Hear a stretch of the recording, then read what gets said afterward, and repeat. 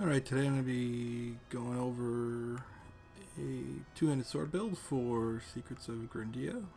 This is LaserPenguinGames, obviously. Okay, so here's my character here. I have a little pet blob. Let's take a look at the items. I mean, this is... they only have 3 temples right now. So this is the best possible gear I could find and craft for the build. And the game, I mean, the game's still in beta, so it's... Alright, so for my weapon, I'm going to be using the Blade of Echoes. It is the most powerful two-hander in the game right now. The special effect sucks. It creates basically like a Shadow Samurai that attacks you or your teammates every now and then while you're attacking. But if you can dodge or block it, basically it's not going to hurt you very much for the amount of attack power you're getting. Basically, this is a shield. Shield doesn't matter. I mean, use the best shield you have. This one returns damage when you block, which is kind of cool. Thorn shield, worm shield. So my other 3 items here, for my armor, my hat, my shoes, I was going for the highest defense I could possibly find. And then for my accessories, I went full EP regen, basically. So I'm never going to have to do any normal attacks. If you have enough EP regen, this build is going to basically avoid normal attacks completely. And you're just going to be using special attacks.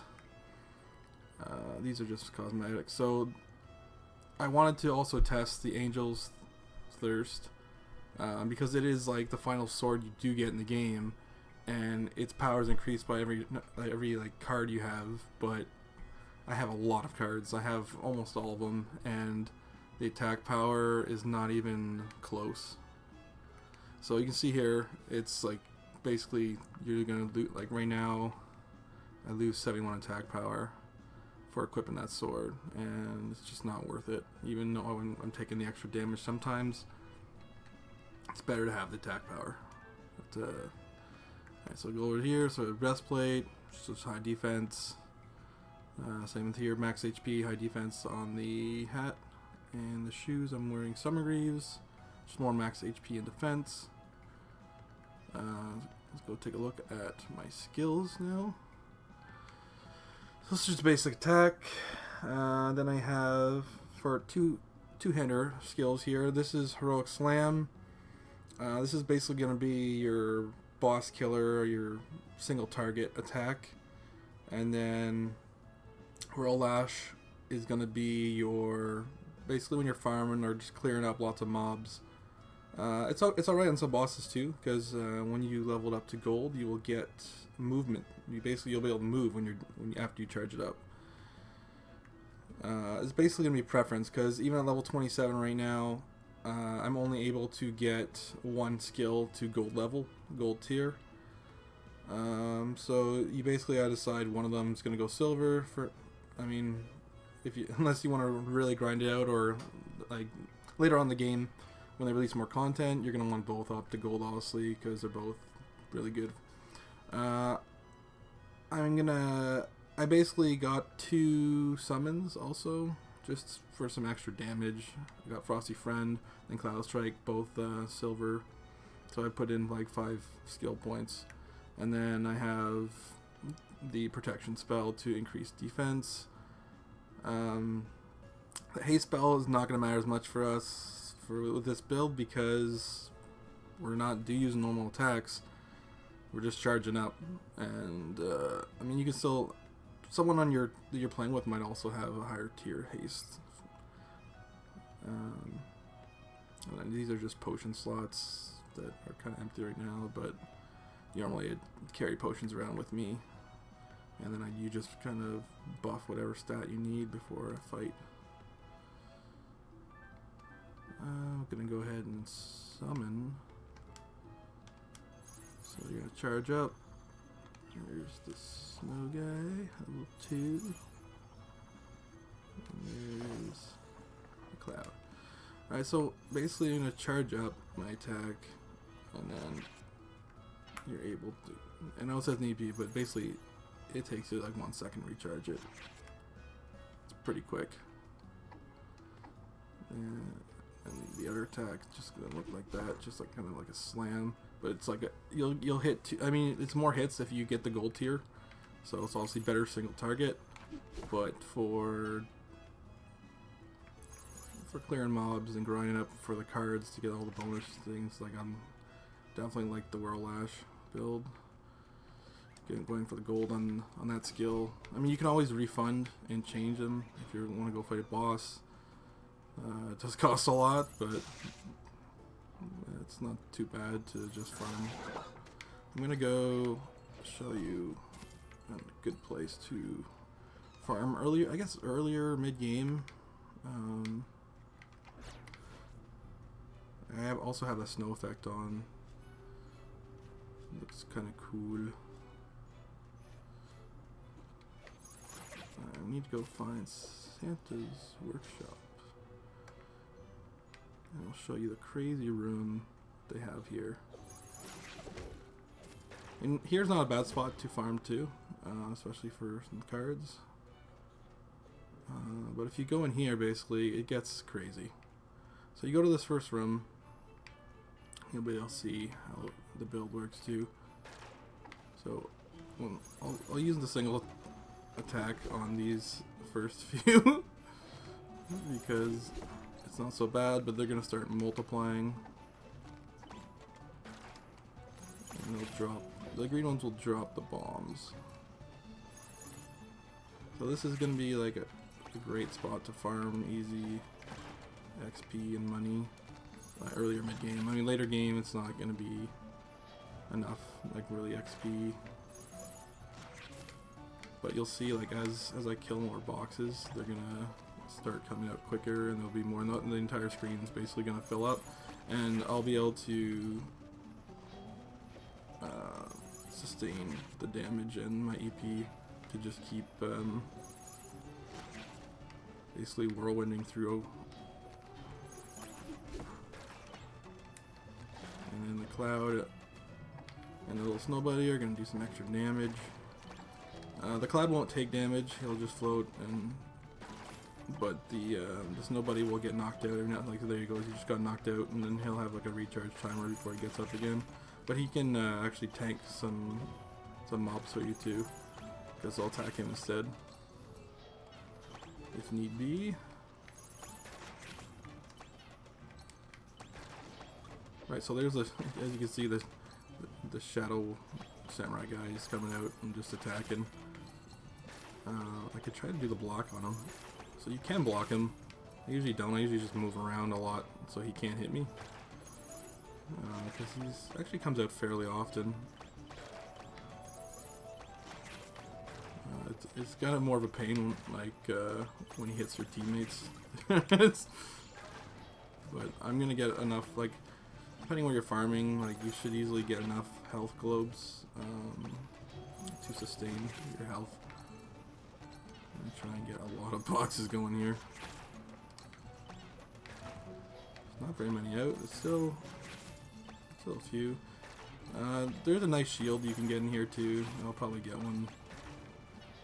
It's like a present shield. It's pretty decent. And then there's a few cards. There's 2 different cards, I think, off these that you can get in this room, and one of them lets you get the extra gift boxes off all the mobs. So you're just generating extra items all the time off any mobs you kill. And then you basically just equip them, and you open them. I can put up some defense here. My defense is high enough that this part, basically, I should be able to just farm infinitely. This is a great way to power level your friends though too. If they join your game and you just get this going, even if they're dead as a ghost, they'll still be gaining XP in this room. And you can power level them, which is pretty nice. Power them with money too, everything. We'll get items in here. And I'll make it, because a lot of the later boss fights, you're gonna want more players. Or you might, well, mostly the priestess that is, I don't know, she turned out to be like the hardest boss for me. So I did it with some friends. The final boss was really weird right now. Well, it's the boss of the third temple. It's not the final boss of the game. It's just the third temple, basically. The boss, it's more about surviving. You're not really doing much damage to the boss. You're kind of just surviving it. And then it takes care of itself.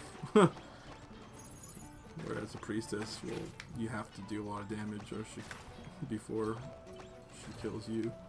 You gotta kill her because she's got some crazy moves she does.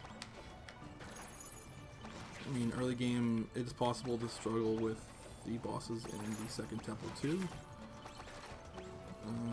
So this is actually a good place to farm before the second temple to get some extra levels and make sure that you can get all the items you need from town.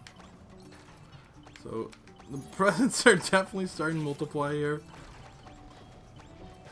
I can just basically whirl in here.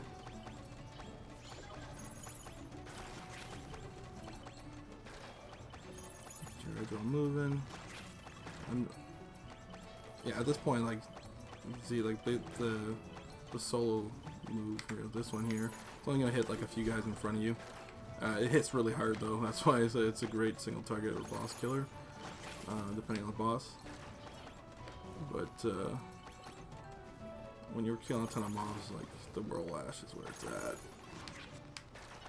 Oh, they basically, if you get hit while you're charging though, you will stop. So basically, make sure you're charging out properly. Oh yeah, I'm gonna skill. I gotta show the skill points I put into.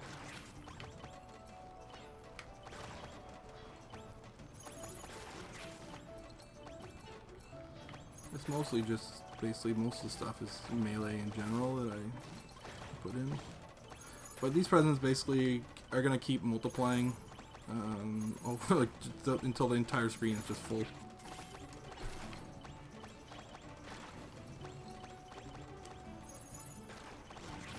And I should have enough like EP to just, I mean, 1 second downtime is not bad. I mean, you can wear other items to increase the EP regen even more. But this seems to be a pretty good, because it takes you a little bit of time to charge anyway.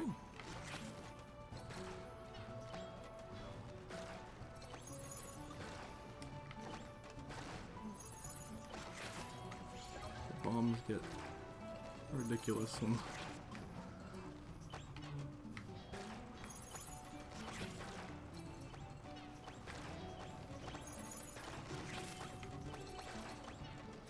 you might have trouble, like, if you come here too early. It could go poorly for you when there's too many presents in here. And if you're, you can't leave the room if you're multiplayer and somebody's a ghost. I believe it does not let you leave the room until they're revived. So this could get you stuck if you're multiplayer.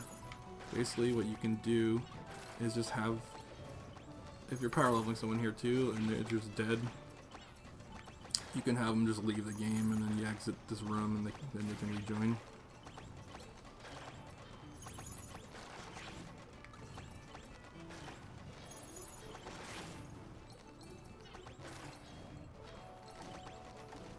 Lots of presents.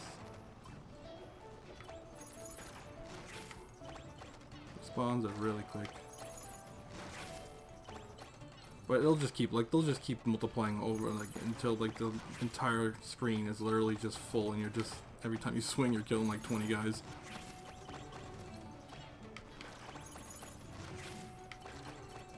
Now there's one of those shields.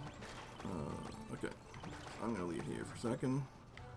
And then I'm gonna take a look at where I put my skill points. Skills, okay. So, you can see here, I'll use one melee first. So I'm all 2 in skills. I did 10 in the, so I put all my gold points, except for the, well, I got an extra 2 here, so I'm 3 away from leveling that up to 10. But you want to make sure you get at least the 5 silver in, because you get just more, it'll power it up for you. I had tried Berserker style with Whirlash just to see, but it basically eats your EP and it takes away all your defense. So in a boss fight, you'll basically die before you get any benefit from it. It just didn't work out. So I just like having the 2 skills, and then also here's the Ferocity Friend, which I put 5 in, and the Cloud Strike support. There's, I mean, you can see they're missing most of the skills right now. They're still all in beta. For general, I did almost the entire top row is just max them out. So you get attack, magic attack, HP up, EP up, crit chance up, crit damage up. This one is when you're a last stand, when your HP goes down, you're basically going to get more defense. And then I have nothing in magic, and in melee I just took the attack percentage and another thing, so HP under, you increase your attack, and the other one increase the defense. So when you're getting low on life, you should be able to finish off a boss quicker. And that's pretty much the build. It works out pretty well. Let me know what you think. Leave some comments down below if you try it out and you like it. Alright, thanks for watching, and I'll see you next video.